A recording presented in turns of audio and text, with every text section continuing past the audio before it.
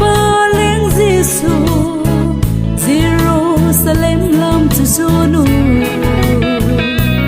mi dâu xin à này là câu dâu si tôi yêu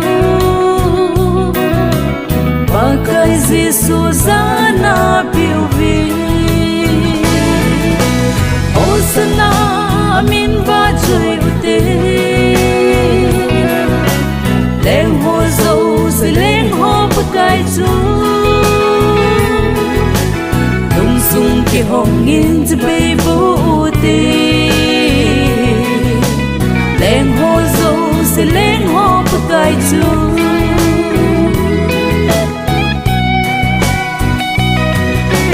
lên gầm hùng hùng đình đi bao the vi lên gầm tu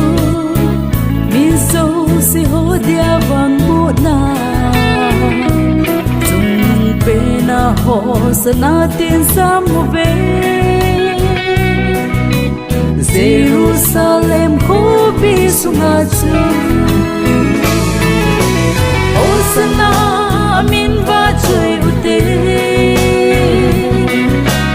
lên hồ dâu rồi lên hồ bất cái chú lung sung cái hồng nghiêng cho bay vô tì lên hồ dâu rồi lên hồ bất cái chú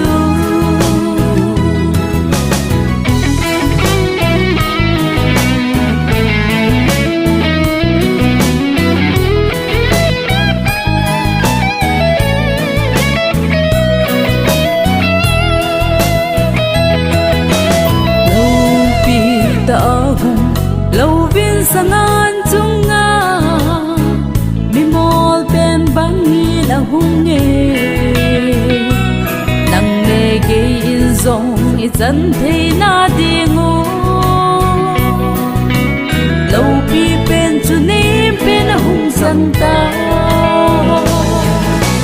Hosanna min va chui ute lên hồ dâu rồi lên hồ bất cái chú lung sung cái hồng nghiêng cho bay vô tì